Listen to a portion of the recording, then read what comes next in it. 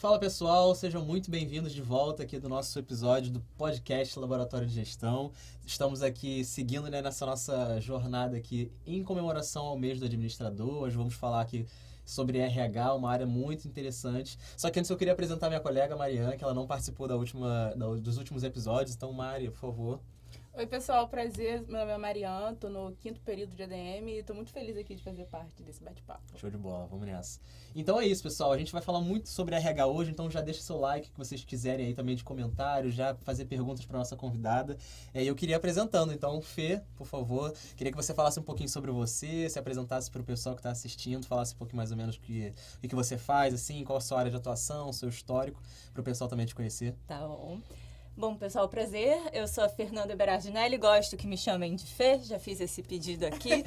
Trabalho há muitos anos com RH, costumo fazer brincadeiras que eu sou rodada, porque já passei por diversas empresas, diversos segmentos, né, setores e também diversas áreas de RH.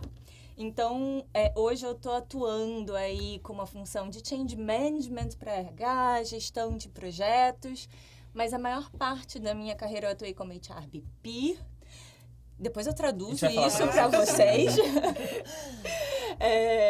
Mas é como se fosse uma consultora interna de RH.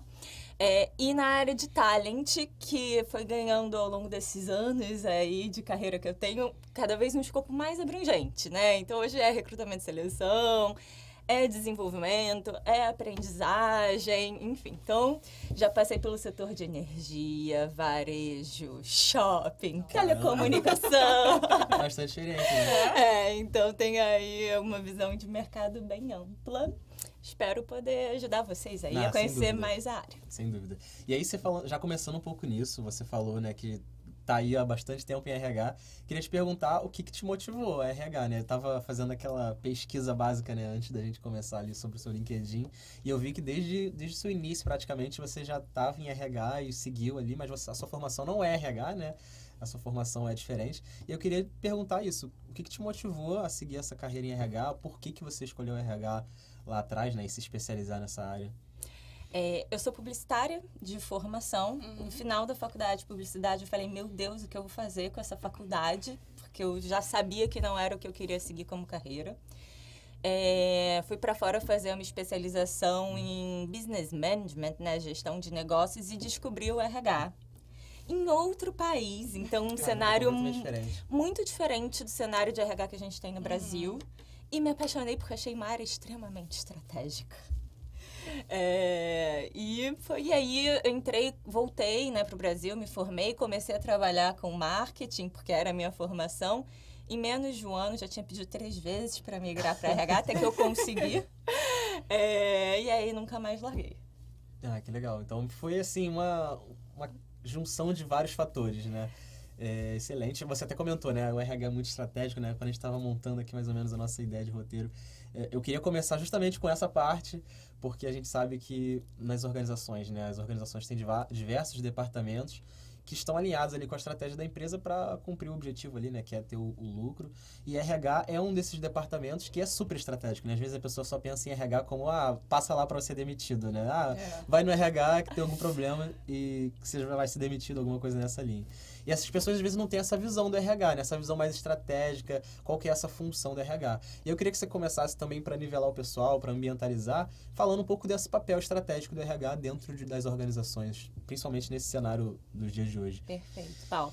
Primeiro, acho que é importante a gente dizer que essa visão existe, porque quando eu comecei a trabalhar com RH, eu falei, meu Deus, o que é isso? Não é nada estratégico, né? Eu acho que a gente tem 2 fatores aí. Um, quando a gente começa fazendo algo mais operacional. Quem já estagia deve sentir isso, né? E o escopo do RH, ele foi ganhando força ao longo desses anos, inclusive de carreira, né? Que eu vivo. Então, antes o RH era o departamento pessoal, que cuidava de folha, admitia e demitia, né?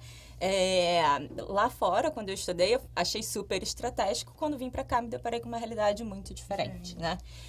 Mas o RH, a intenção principal é ser um parceiro de negócio, né? E olhar para as pessoas. Então, a gente trabalha desde a estrutura corporativa, né, que é o D, que é o Organizational Design, né? Então, qual é o design organizacional que a gente precisa para entregar com qualidade o que a gente precisa entregar em termos de produtos ou serviços para o mercado, né? Então, isso daí eu diria que é a base do RH. Aí a gente vai ter job description, né? Descrição de cargo. E aí a gente entra no recrutamento e seleção. Acho que recrutamento e seleção é a porta do RH. Quem começa, normalmente começa por aí, né? Que é uma área incrível, eu adoro. E também tem técnicas por trás de um bom recrutamento e seleção. O mercado tem trazendo inovações. Tem a área que chamavam de treinamento e desenvolvimento, mas hoje a gente já está migrando para aprendizagem e desenvolvimento. É um conceito diferente. Remuneração extremamente estratégico, que numa linha muito distinta do que a gente tem, né? De essa visão psicólogo no RH, ou pessoas humanas no RH. Remuneração é número, né? Basicamente. Design organizacional também. E a gente tem um lado mais soft, né? Mais suave, que é o que a gente trabalha a aprendizagem, que a gente vai trabalhar no recrutamento. Então, eu acho muito legal porque é uma área que mescla essa parte mais analítica, mais estratégica e essa parte humana. Humana mesmo. De olhar para as pessoas. O próprio nome, né? Então, o RH é aquela área que ela abrange as pessoas das exatas, né? O pessoal da humanas.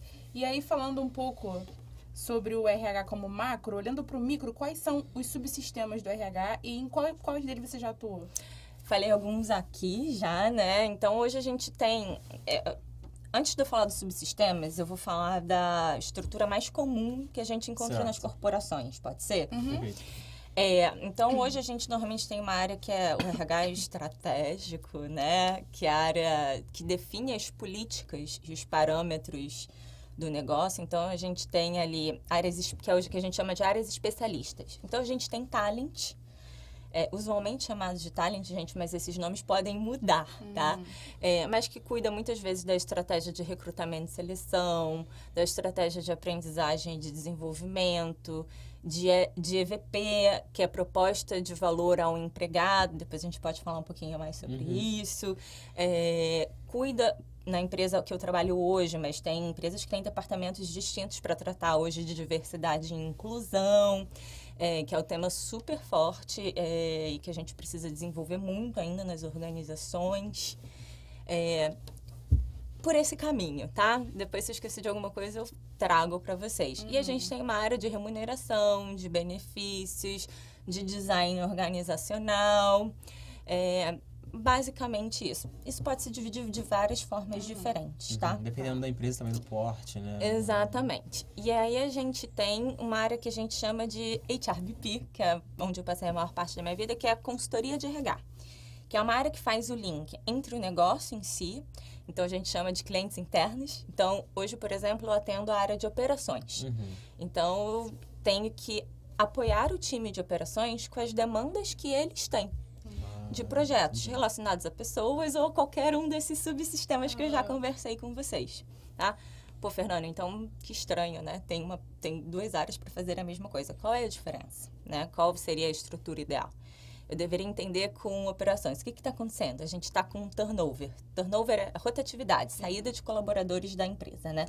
Muito alto. Como é que a gente resolve isso? O que está acontecendo? O HRBP é a pessoa que vai ser o parceiro de negócio daquela área e entender o que está acontecendo ali dentro. O que está acontecendo e vai propor uma solução, tá? Normalmente, essa solução é construída com a área especialista. Tá? Então, a gente precisa de work-life balance, né? Então, melhorar a qualidade de vida dos colaboradores. A gente precisa de mais capacitação, enfim. Então, a gente vai fazer essa análise ali juntos, a 4 mãos, e voltar com uma solução para o negócio, tá?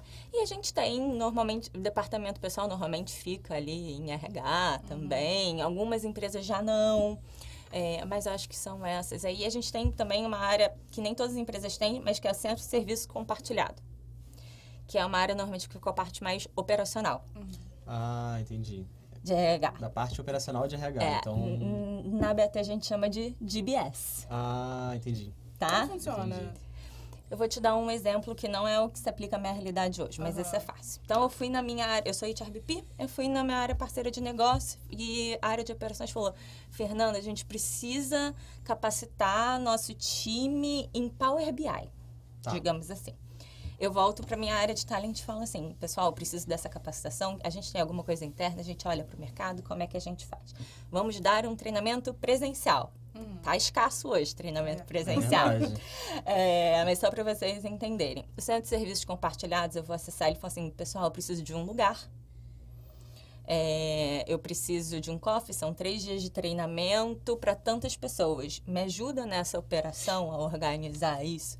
E aí o Centro de Serviços Compartilhados pode me ajudar a estruturar isso. Entendi. Tá. Então, ele é a parte operacional do RH, então tudo que envolve, por exemplo, dinheiro é dentro dali, né? Então, preciso contratar alguém para fazer uma palestra, e aí esse grupo, né, atua nessa frente de operação, né? Seria mais ou menos isso. Poderia ser, por exemplo, Talent prospectaria palestrantes possíveis, eu ia ver o que está mais de acordo, o que tem mais sinergia com o negócio. O DBS entraria em contato, por exemplo. DBS não, né? Nosso hoje não faz, né? Mas a área de serviços, Centro de Serviços Compartilhados poderia fazer isso. Entendi. Falando sobre gestão de talentos, né? Você falou que RH atua em diversas áreas ali, né? Dentro do escopo desde a admissão dessas pessoas até, enfim, a demissão, se for o caso, ou a volta dessas pessoas para a empresa. Quando a gente fala de gestão de talentos, hoje a gente vive num mundo tão dinâmico, né? Tão volátil, que tem muita gente que não consegue, às vezes, ficar na mesma posição, na mesma empresa por muito tempo. Então, quando a gente fala de gestão de talentos, eu imagino que hoje a RH deva estar enfrentando uma dificuldade muito grande em reter esses talentos, né? Entrou, contratou, beleza, está na empresa, mas o que me garante que você daqui a um ano não vai sair? O que a RH tem feito, o que a RH tem olhado para o mercado com essas novas exigências? O que ele tem feito para atuar em relação a essas dificuldades, esses desafios que pode enfrentar, né? E principalmente quando a gente fala de jovens, né? Acho que depende de empresa para empresa, né? O ruim da minha área é que eu sempre respondo, depende. Depende. Ou seja, não respondo nada. Mas vamos lá, a gente tem algumas ferramentas que nos ajudam a ter esse diagnóstico, né? Então, uma pesquisa de clima nos ajuda, grupos focais nos ajudam. Então, tá em contato com as pessoas, né? Acho que isso é uma ferramenta de diagnóstico e a partir daí a gente consegue entender que tipo de solução a gente tem que gerar, tá? Mas falando de forma muito ampla, hoje a gente tem, acho que é um momento na história em que a gente tem mais gerações distintas trabalhando no mesmo ambiente de trabalho. Além disso, a gente passou por uma pandemia. Ao longo dessa pandemia, eu vi aí no mercado a maior movimentação, acho que eu já vi na minha carreira de RH, por incrível que pareça, né? As pessoas começaram a repensar os formatos de trabalho, o que elas queriam, o que elas não queriam, a questionar, a falar sobre saúde mental. Isso era um tema, alguns anos atrás... Nem passava, né? Nem passava pela cabeça, né? Expressar as suas emoções, imagina, a gente fingia que as pessoas eram um profissional e um ser humano. Hoje a gente já tem uma visão mais integrada de um ser vivo, né? Então, acho que um dos desafios é conciliar essas gerações e atender a todas elas de certa maneira, criando um ambiente cada vez mais saudável para cada um desses colaboradores. Um dos pontos críticos, para mim, é comunicação. A forma que a minha geração se comunica é diferente do que vocês da forma que vocês se comunicam.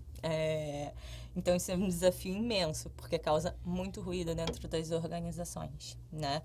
Em especial quando a gente está falando de lideranças, que normalmente são uma geração Y, X, para uma geração Z, né?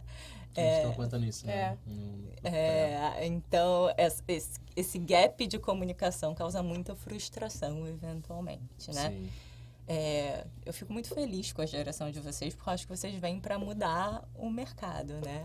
Então, até 2030, 30% mais... Desculpa, até 2025, aproximadamente 30% da população das corporações aqui no Brasil vão ser da geração de vocês. 2025 é logo ali. É logo ali, exato.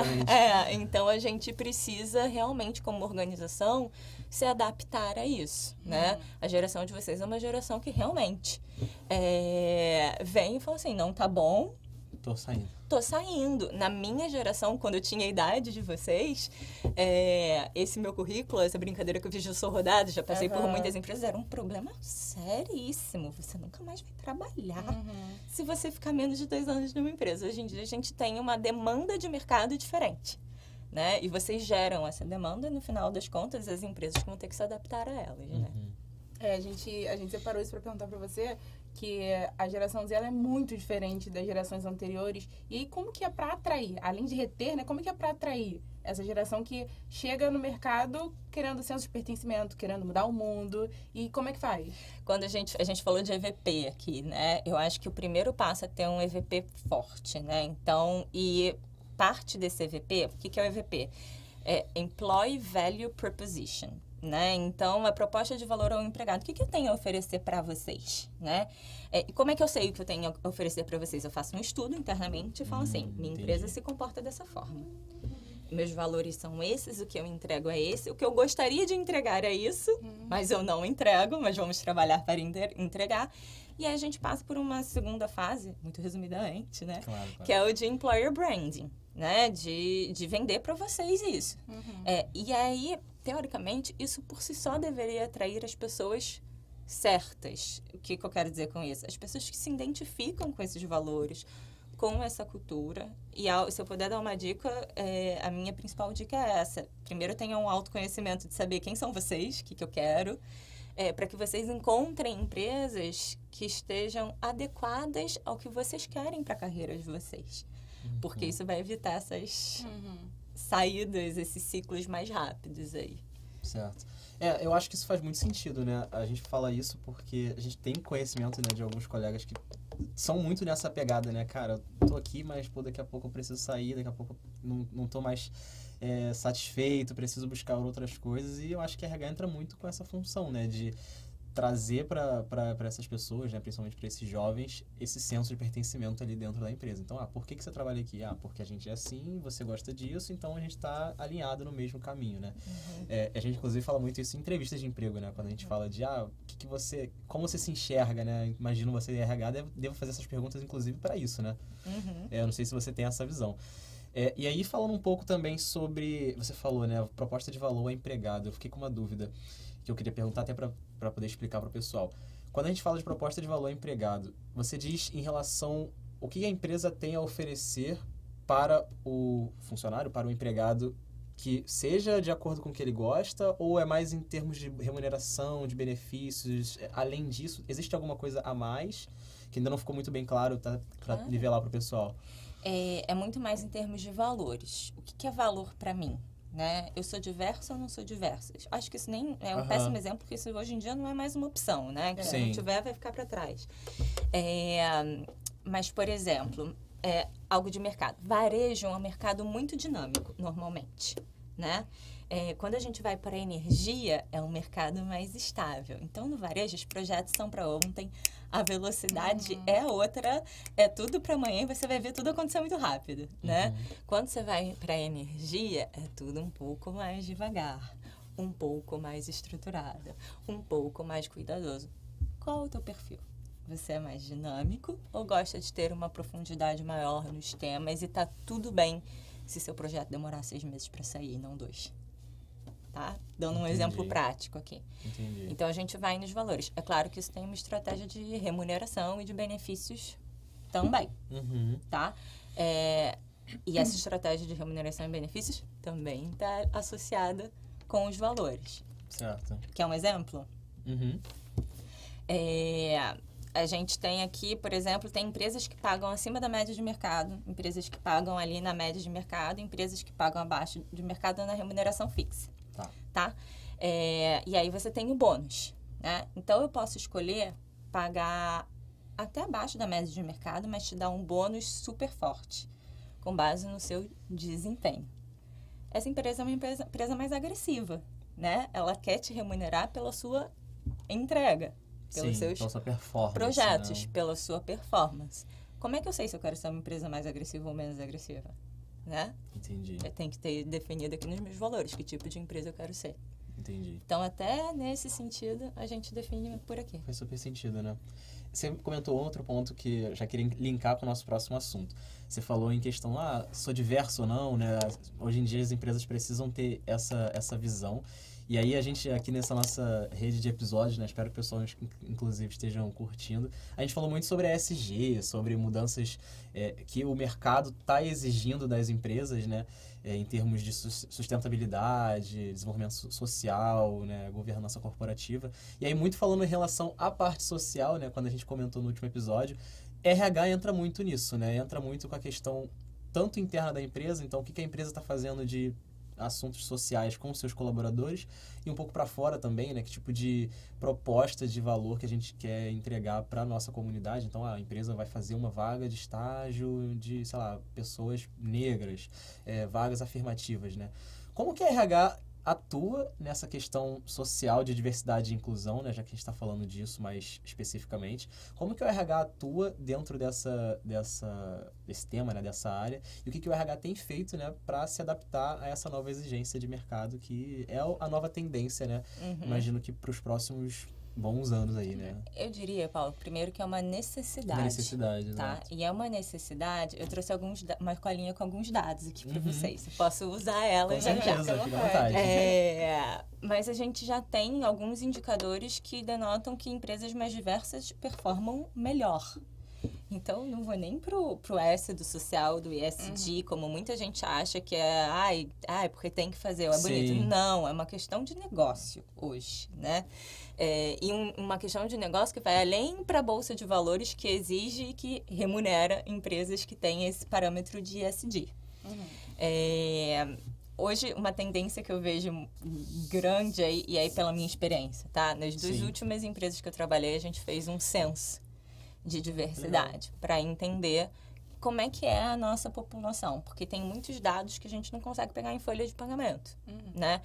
Então, o primeiro passo é esse, para trazer a diversidade. É o tal do autoconhecimento que você falou, né? É importante para o colaborador e para a empresa também. A gente precisa ter essa demografia, né? Que tipo de diversidade a gente precisa focar. Sim. Né? Então, acho que começa por aí. Depois a gente pode ir para essas questões de recrutamento, posições afirmativas, que é uma forma de capitanear.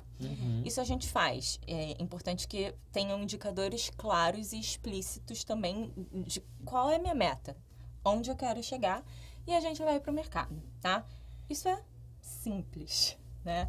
Eu acho que o maior desafio hoje é trabalhar a equidade e efetivamente acolher esses colaboradores, né? Para que eles se sintam esse senso de pertencimento, né? A gente fala de inclusão, mas acho que a gente já está num passo além. Algumas empresas já falam de pertencimento. Para que esses colaboradores efetivamente consigam contribuir com o que eles têm a nos oferecer e que as empresas consigam performar como elas querem performar.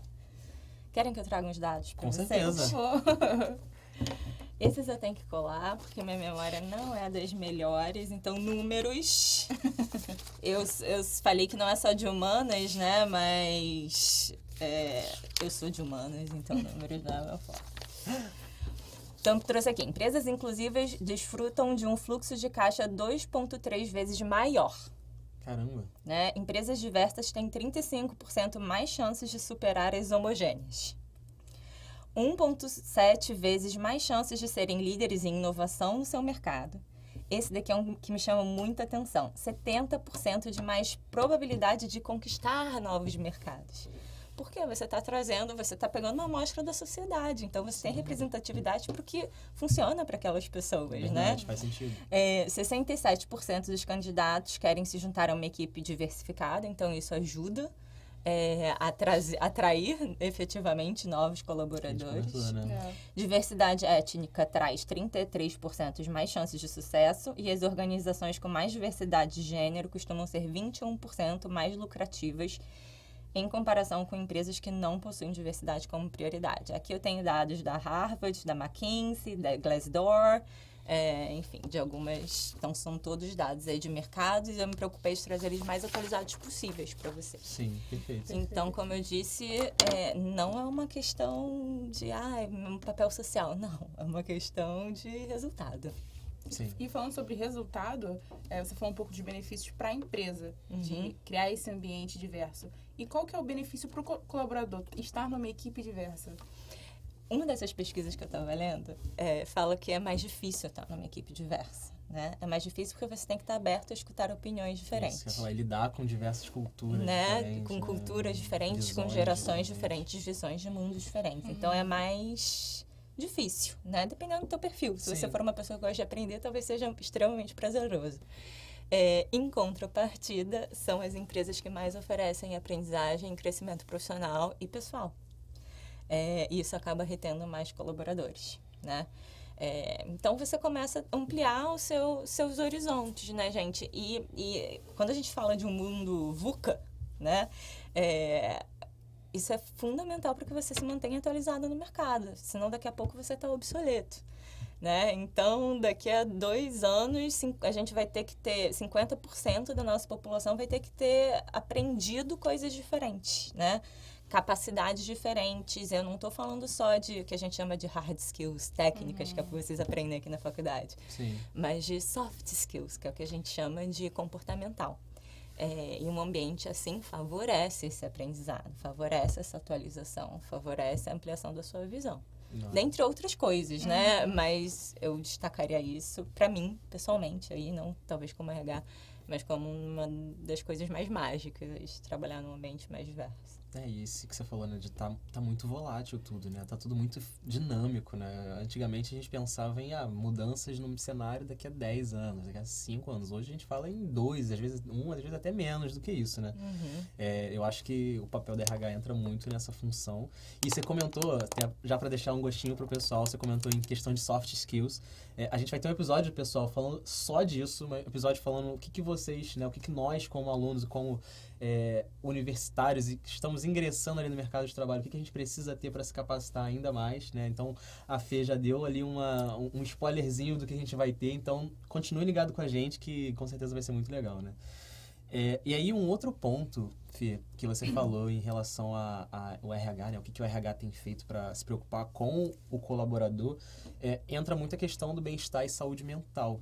Eu fico pensando, nos últimos anos, e aí você falou da pandemia, isso ficou muito mais na boca do povo, né? Em pauta. Antigamente a gente nem ouvia muito falar nisso, né? De inteligência emocional, de saúde mental, né? De bem-estar.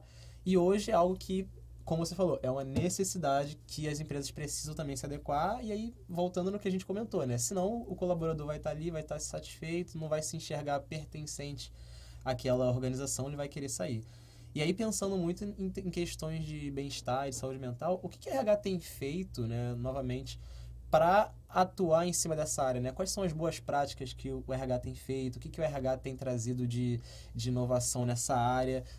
Como que a área de recursos humanos está lidando com essas novas exigências, né? Essa acho que é a pergunta mais difícil para mim. Eu sou bem polêmica em relação a isso. A gente fez um dos projetos que eu trabalhei nos últimos tempos. A gente tinha essa parte de qualidade de vida. E aí, para vocês verem como o RH é estratégico e como esses temas se conversam. Parte disso, e aí quando a gente foi mergulhando, entendendo qual era a questão, parte disso era o workload, a demanda, a quantidade de trabalho e a falta de priorização, né, que a gente tem. Então, acho que a gente não pode falar de saúde mental sem falar sobre a nossa estrutura organizacional. Como é que funciona, como é que a gente organiza e que ferramentas também a gente dá para os nossos colaboradores trabalharem e serem mais eficientes, né? Acho que esse é o primeiro passo, né? Senão a gente fica fazendo, e a gente tem lá na minha empresa atual, já tinha na anterior também, eu levei nas duas, programa de meditação e mindfulness, que é incrível, é lindo, é uma ferramenta que te ajuda não só a ter mais inteligência emocional, como se desenvolver em N aspectos, né? Eu acho que isso é uma tendência aí. Mas a gente não pode falar de saúde mental sem a gente pensar em como é que a gente se organiza, como é que a gente se organiza no trabalho, como é que a gente se organiza para entregar os projetos, né? Eu acho que a gente tem esquecido muito de falar sobre isso, antes de falar de saúde mental. E aí a gente tem práticas como meditação, mindfulness, treinamentos de inteligência emocional, E eu diria que esse é o mais importante. Quando a gente fala de meditação e mindfulness, é uma ferramenta que nos ajuda a ter maior inteligência emocional. Por isso a gente tem nas organizações, né? Mas inteligência emocional te ajuda a escolher como vou lidar com uma situação de pressão. Como é que eu vou priorizar o meu trabalho? Te ajuda a tomar as rédeas da sua vida, da sua carreira e chegar onde você quer chegar. Então, a gente, como organização, tem pedido, exigido e capacitado cada vez mais os nossos colaboradores nessa habilidade. Outra capacitação que a gente não pensa em saúde mental é, por exemplo, comunicação não violenta. Como é que a gente se comunica, né? Pra gente... Mas... De novo, eu sou polêmica nesse lugar, né? Mas o como a gente se comunica define como a gente se relaciona. E quanto mais saudável é a nossa relação, melhor é o meu ambiente de trabalho, né? Então, acho que esse tema de saúde mental permeia vários outros subsistemas e várias outras questões. Ele é mais amplo, tá? Ele não é só botar um treinamento, palestras de bem-estar e como ser mais feliz. Mas eu também não sou a maior... Mas nesse superficial a gente vê muito por aí, né? Não Sim. são todas as empresas que fazem o básico. E aí, ainda falando sobre um ambiente de trabalho mais saudável, como que o RH ele atua no quesito de ajudar o colaborador a balancear a vida pessoal e a vida profissional? Quando a gente fala de work-life balance, né, que você já trouxe esse termo pra gente, como que de fato o RH incentiva ali o colaborador, né, que às vezes tem dificuldade para lidar com essa situação? É complicado, né? Hoje a gente não tem job descriptions, né? Descrições de cargos tão rígidas, tão sólidas. A gente está num projeto, daqui a pouco a gente está em outro. A gente reporta para mais de uma pessoa, vem demandas de todo lado.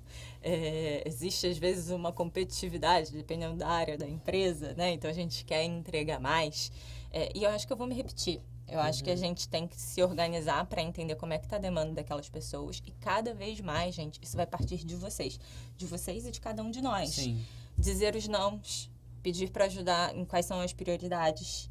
Escolher os projetos que a gente quer trabalhar e verbalizar. Eu quero trabalhar com isso, com esse tipo de projeto, eu me interesso. Eu acho que isso é o que vai trazer qualidade de vida e equilíbrio aí no nosso trabalho. Não tem fórmula mágica.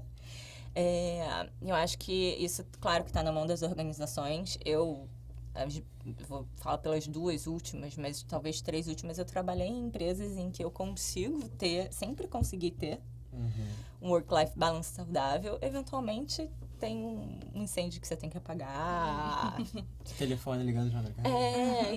Isso é normal, mas sou eu que sei dizer os não, sou eu que sei falar quais são exigir que me deem qual é a minha prioridade. Sou eu que tenho autonomia, responsabilidade e priorizo o que para mim é importante priorizar, né? Então, eu faço uma faculdade à noite. Então, às 6 horas eu vou sair. Se o mundo não estiver desabando, eu vou sair. Mas eu tenho minhas prioridades bem definidas, eu tenho um bom relacionamento com o meu gestor, eu sei dizer meus não de forma adequada. Então, a empresa tem que dar as ferramentas. A empresa tem que se estruturar e estar organizada para isso. E tem que capacitar os colaboradores a terem essa capacidade de fazer essa autogestão. Você comentou em relação às empresas que eu trabalhei, as últimas 3 empresas, elas me proporcionavam isso. E aí, só para finalizar esse tópico, você enxerga que ainda tem dificuldade em questão cultural de empresas? Porque eu imagino que tudo isso que você falou possa ser um grande desafio para o colaborador se ele estiver inserido numa empresa que tem uma cultura completamente diferente disso, que de repente não vai abraçar essas necessidades dele. Como que essa cultura organizacional, né, já que quando a gente começa a estudar administração, a gente aprende logo sobre missão, visão, valores, cultura, clima e tudo mais. Como que essa cultura organizacional ela influencia nisso e como que as empresas precisam estar hoje atentas nessa questão da cultura, de repente mudar uma cultura, né, que já vinha de muitos anos para se adaptar a essas novas exigências? Influencia muito, tá? Eu venho de uma empresa de bens de consumo espanhola, que tem como uma familiar, é uma empresa enorme, multinacional, mas é familiar, e que tem como uma prioridade, a prioridade número 1 delas são pessoas, né? Isso você encontra nos valores de novo. Uhum. Eu vou fazer o jabá aqui, eu vou fazer a propaganda da minha empresa anterior. É a PUIG, se escreve P-U-I-G. É uma empresa fabulosa. Eu acho que eu nunca trabalhei numa empresa tão voltada a pessoas assim. E é uma questão de cultura organizacional. E a cultura organizacional parece que você respira ela, né? Você nem sabe como ela acontece, tá? Mas, de novo, tá ali nos valores, né? Então, sim, influencia muito. Como é que a gente muda? Primeiro tem que saber se quer mudar, né? A empresa tem interesse em mudar ou não e que perfil de colaborador você vai ter ali dentro. E dar essa clareza para que você tenha as pessoas certas, né? Acho que esse é o primeiro ponto. E eu me perdi agora na resposta. Você falou sobre isso, então sim, cultura organizacional influencia. E como que a empresa consegue mudar e se adaptar a essa cultura, enfim, considerando essa nova exigência que tem nos dias de hoje, né? Como que a empresa pode... Porque existem algumas empresas que eu imagino, como você falou, que não vão querer mudar, né? Que vão querer se manter ali, de repente, rígidas, né? Se manter uma cultura mais antiga. Como que elas podem fazer para ter essa mudança, né? Para, de fato, abraçar essas novas exigências. Eu vou voltar de novo no mesmo lugar onde eu sempre volto, que é o do diagnóstico e do que precisa ser feito, né? Hoje a empresa que a gente trabalha é uma empresa que te proporciona uma autonomia enorme, uma possibilidade de crescimento enorme, uma infinidade de ferramentas para o seu desenvolvimento. Eu acho que faz um excelente trabalho de cultura, né? Eu entrei para participar de um projeto de Change Management, né? O que é um projeto de Change Management? É exatamente essa migração cultural. E aquilo que eu trouxe ali para vocês no início, né? De pegar a pesquisa de clima, entender que pontos precisam mudar, é a base. E a gente vai desenvolver projetos a partir dali. Uma coisa incrível que eu acho que a BAT faz é isso de ter grupos de trabalho onde os colaboradores participam e onde os colaboradores produzem que tipo de ação eles querem ver ali, na prática, né? Eu acho que isso gera uma mudança de cultura muito grande, né? E a gente tem a questão geracional também. Quando a gente vê... empresas que estão há algum tempo no mercado, né? Empresas maiores, essa gestão é de uma geração X ou até uma geração baby boomer que tem um entendimento da vida e do mercado de trabalho completamente diferente da geração de vocês. Então, acho que é um papel do RH levar fazê-los entender isso para promoverem a mudança. Mas a mudança ela tem que vir de cima para baixo, mas ela vem de baixo para cima também. Então, o mercado faz essa pressão. Eu acho que essa pressão está acontecendo, não tão rápida quanto eu gostaria, quanto vocês gostariam, mas essa pressão vai acontecer, né? E assim, a única diferença é algumas empresas vão começar a entrar num declínio até que elas consigam se reerguer ou não, que não mudarem desde já. E outras empresas, como a nossa, por exemplo, já se preparam para essa mudança, já evoluem proativamente. Sim. Né? Então, acho que não tem uma fórmula. Perfeito. Felizmente. Pessoal, acho que está sendo um bate-papo excelente, né? A gente está aqui encerrando aqui para os nossos próximos últimos tópicos, mas já deixem seu like, já deixem o comentário de vocês, já deixem também perguntas. Tenho certeza que a Fê gostaria bastante de responder também o que sobrar, de perguntas, o que tiverem de dúvidas. Mas seguindo um pouco mais, voltando agora para a área de RH como um todo, né? Já que o nosso objetivo aqui também é passar um pouco essa visão de como que nós, alunos, né, aí falando de administração, podemos nos preparar para ingressar no mercado de trabalho e aí considerando a área de RH como uma dessas possibilidades. O que você enxerga que hoje é uma das principais habilidades que os colaboradores precisam ter caso eles queiram ingressar na área de RH? Voltando então um pouco mais para a questão das hard skills, das soft skills que você falou, que são necessárias para RH, né, como um todo, né? A gente já tem colegas que trabalham em RH, a gente tem colegas que gostariam de entrar em RH, então eu imagino que isso também seja importante saber para poder saber onde você está ingressando, né? Perfeito. Primeiro, as hard skills são as que eu me preocuparia menos, gente. Não sei se essa é a resposta que vocês na faculdade, estudando pra caramba, queriam ouvir. Definitivamente não deve ser.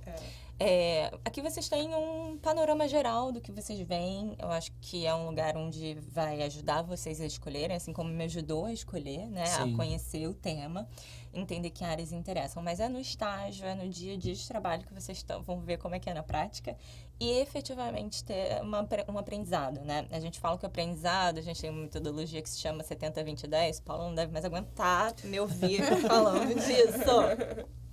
10% da nossa aprendizagem é aprendizagem formal. É o que a gente aprende em sala de aula. Então, gente, 100%, 10% é o que vocês estão fazendo aqui. É o que eu faço há anos, Sim. tá? 20% é a troca de experiências. É o que a gente está fazendo aqui agora, é o que a gente vai fazer quando eu responder a pergunta de vocês. Então, por favor, façam as perguntas. E 70% é na prática, quando você vê ali quais são os BOs efetivamente que dão, né? Sim. E aí vocês vão descobrindo ao longo do caminho, tá? Então, eu vou focar aqui nas soft skills. Comunicação, gente. Eu sou publicitária, será que é por isso que eu falo tanto de comunicação?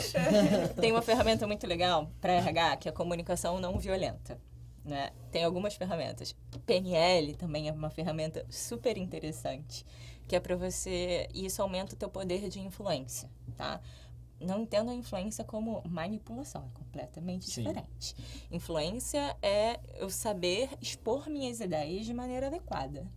E aí, por consequência, influenciar o outro. Outra soft skills importantíssima, saber ouvir. Parece óbvio, né? Mas a gente muitas vezes ouve querendo responder.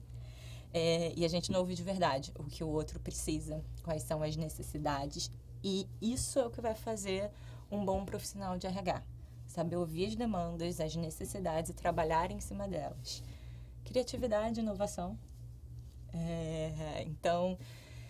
Por favor, nova geração, não venham com aquelas soluções padrão, sabe? Ponham o conhecimento de vocês em prática, queimem a mufa, conversem, entendam que soluções vocês precisam criar. O RH precisa muito disso, eu acho que isso vai destacar os profissionais futuramente, em especial nessa área de inteligência artificial, em que as atividades operacionais tendem a diminuir ao longo do tempo.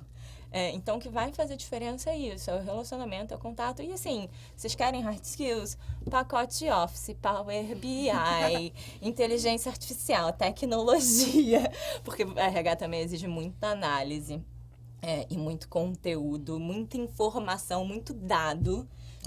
Análise, muito dado para que você consiga atuar em cima daquilo. Mas o que vai fazer vocês terem sucesso nessa área é saber fazer uma boa interlocução de estudo, né? Com as outras áreas de RH, com os seus clientes internos, com um VP da empresa, né? Que é um baby boomer, saber falar com baby boomer, saber falar com a geração Z, saber transitar aí nesse ambiente. Excelente. Respondia? Respondeu, né? Não, com certeza, com certeza. Uma outra soft skill que a gente ouve muito falar quando pensa em RH, quando a gente fala sobre RH, é empatia. Como que a empatia funciona dentro do RH? Como que os profissionais de RH podem atuar sendo empatas com os outros? Eu acho que primeiro começa no ouvir, né? Ouvir de verdade, de coração aberto. Escutar, né? Saber escutar e entender a situação do outro. Não é se colocar no lugar do outro, não é pensar numa situação parecida. Tipo, eu já fiz isso, vai dar certo pra você. Não, empatia não é sobre isso. Empatia é de entender o lugar que o Paulo está ocupando e me conectar com aquele lugar, né? E sem isso é impossível a gente ser bom como RH, né? Porque é o nosso ponto de partida, né? É a pesquisa de clima, é o grupo focal, é sentar com aqueles colaboradores que vão te falar a verdade, porque tem um monte de colaborador que tem medo do RH. E não é infundado, né? O RH já foi muito diferente do que é o RH hoje, era o departamento pessoal. Então, assim, uma ligação do RH assusta muita gente até hoje, né? Espero que eu não, mas... mas eu já escutei muito isso, né? Então, é a base ali. Mas se você não conseguir ainda exercitar sua empatia, começar escutando o outro de verdade e criando soluções a partir da necessidade do outro, e não das suas, e não das suas crianças, e não no que você acredita, vão te levar nesse mesmo caminho e vão te ajudar, inclusive, a desenvolver a empatia.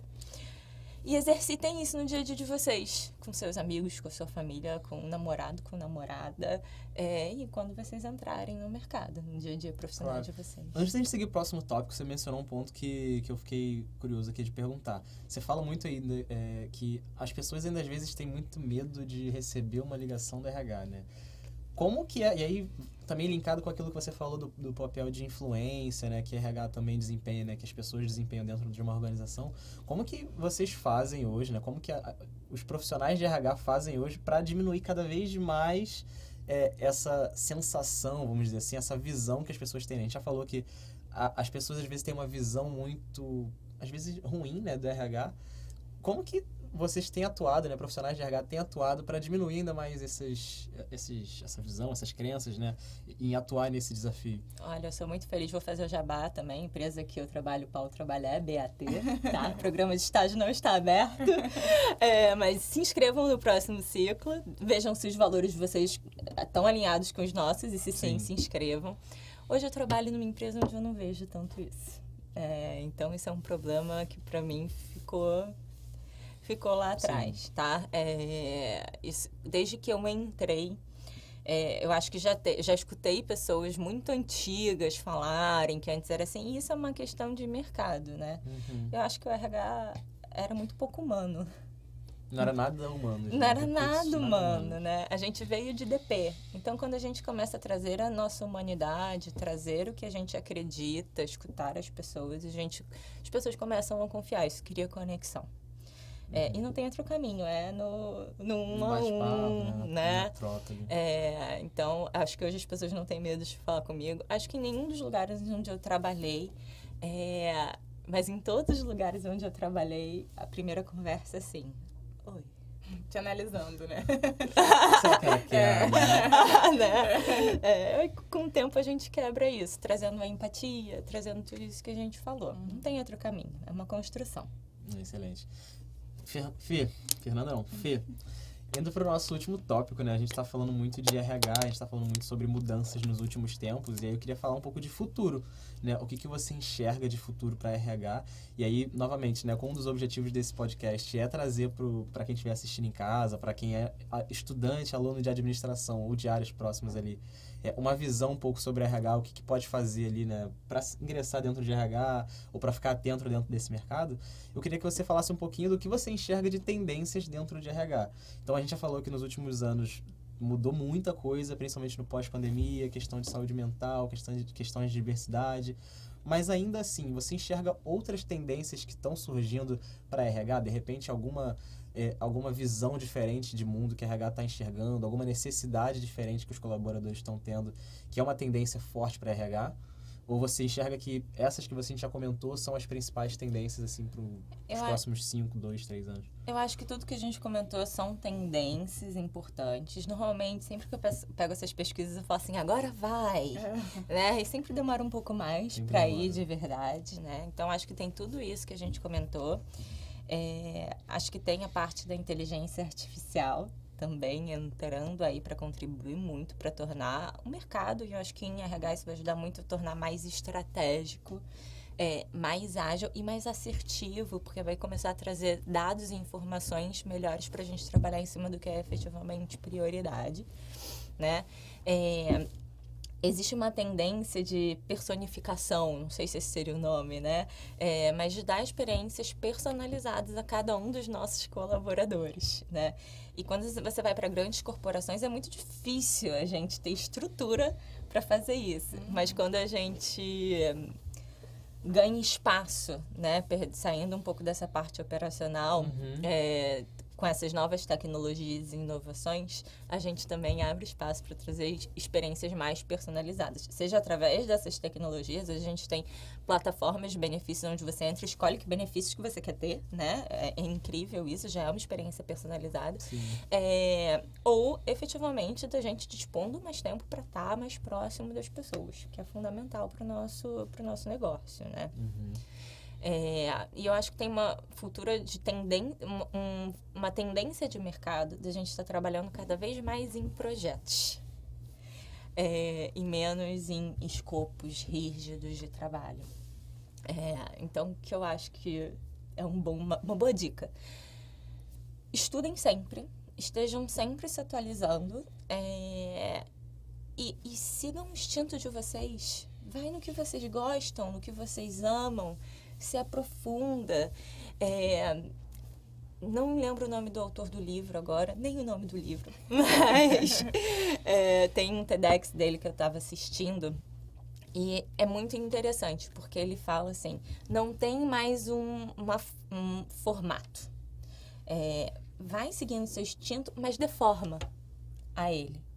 Né? Então, tem um discurso do Steve Jobs antigaço também, numa formatura, em que ele fala isso, né? Cara, eu fui estudar a tipologia das letras. As pessoas assim, pra que isso te serve? E uma dos grandes diferenciais do MacBook era o design e esses... não sei se é tipologia, né? Formato da letra. Diferenciado. Então, no final do dia, fez sentido. Né?